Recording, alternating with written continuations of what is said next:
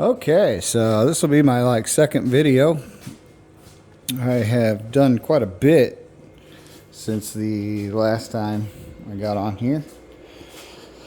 So I had the long tail Honda, didn't really care for it.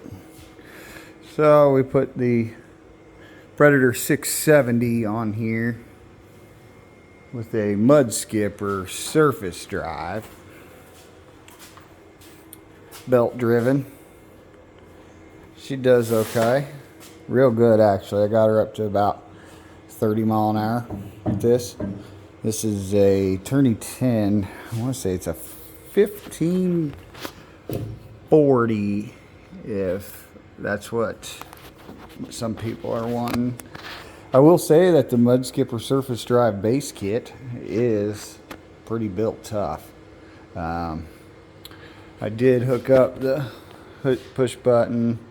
You know, everybody wants them lanyards or whatever. I just glued this in here. I mean, I don't plan to be thrown out of the boat. This one is not the clutch version, so if there's an issue, I can just pick it up. Got the tilt trim rod there. I put an electric fuel pump on it. What else have I done here? Today I put these Smackdown rod holders here on, and they look pretty good on there once fishing poles are in there. Right now I'm in the process of putting me some cheap Walmart $2.50 rod holders in here. I'm gonna put two over there, so I got a place where it keeps my deck nice and clean. We're getting ready to go camping for Memorial Weekend, so you know, got all the stuff in there. One of the things that I did do is I took this out and I got a 5-gallon generator tank off Amazon for I want to say 45 bucks. And I plan to put a stainless steel fuel door, aftermarket fuel door, just drill it down in through here. Right now I'm just hoping not to lose my cap. I will say there's fuel in there. I filled that sucker up and I ran it almost 2 hours on the lake. Man, that's some dirty fuel. Almost 2 hours on the lake. Oh, almost lost it right there. Almost 2 hours on the lake with that. And she did pretty good.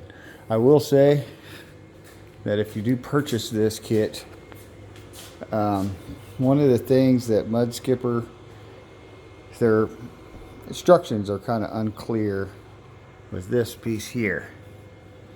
When you get this thing, it seems like a huge gap whenever you're putting it together, and it is. But I also, to just kind of give me a little bit more of the tilt back, I did put some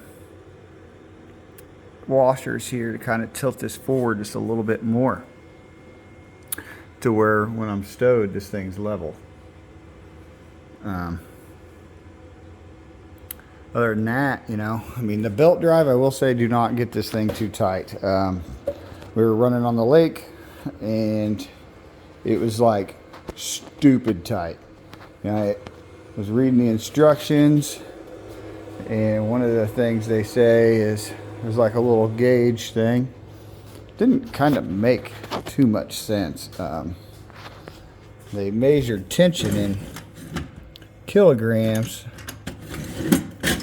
which is okay, but from my understanding, I was supposed to be on this notch right here that I marked, and then this one.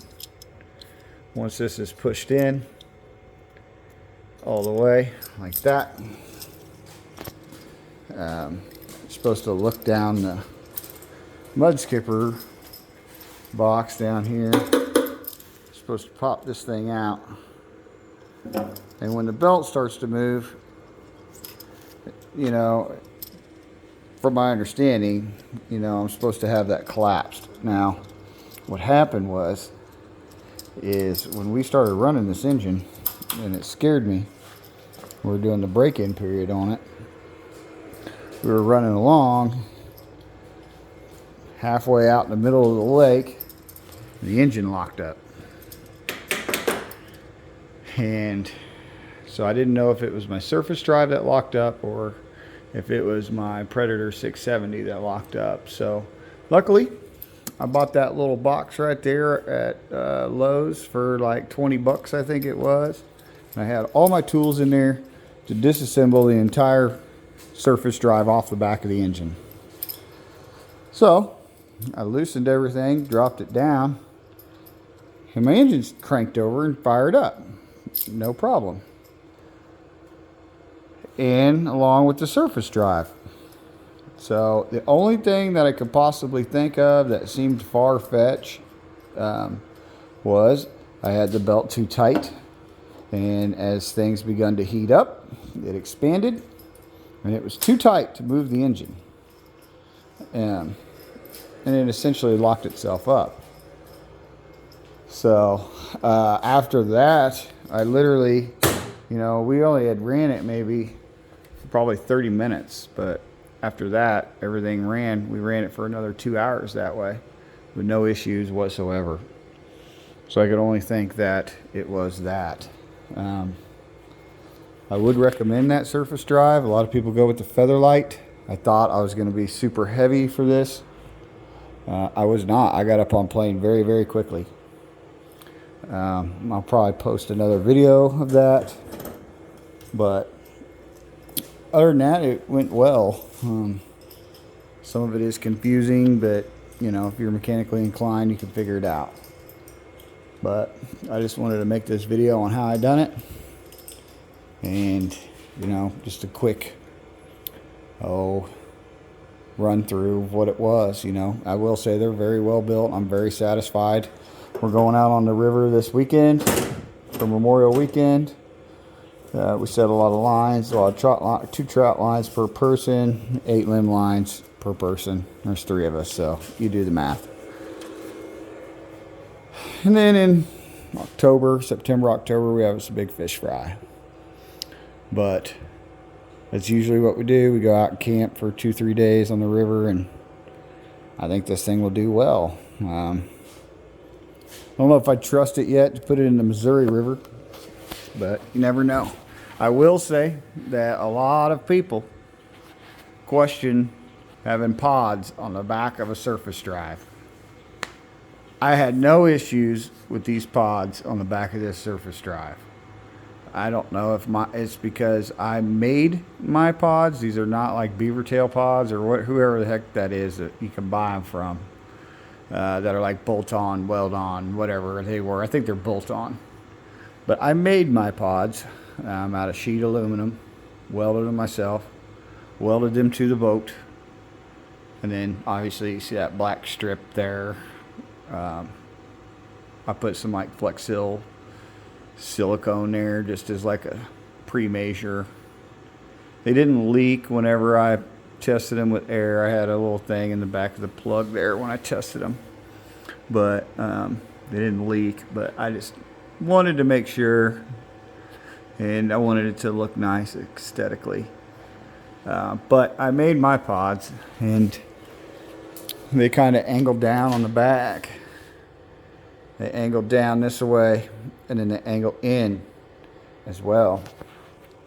And these pods here, they're straight on. But I will say that this goes all the way to there, and still, I don't know what that degree is. I want to say it's 45. Yeah, it looks to be about 45 degrees. So, got a 90-degree turning radius. I'm trying to look for my speed square. I could tell you what the angle is.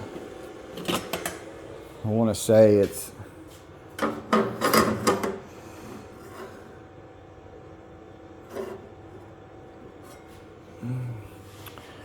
I'm having a brain fart here. Yeah, that's 100% 45 degrees.